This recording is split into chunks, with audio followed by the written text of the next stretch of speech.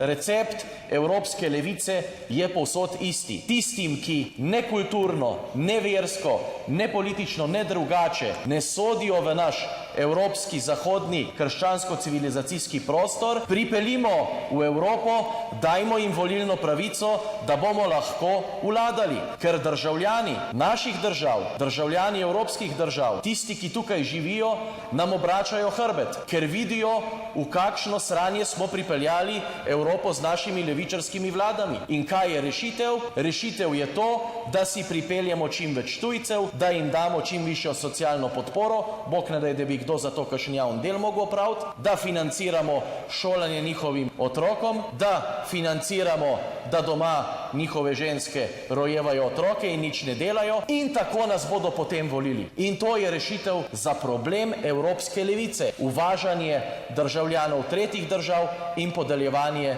volilne pravice. Ne samo na lokalnih volitvah, ampak kakor tukaj poslušam, oziroma sem dvakrat že do zdaj prej poslušal na odboru za notranje zadeve, da jim boste kmalu želeli podeliti tudi pravico, da bodo lahko volili na parlamentarnih volitvah.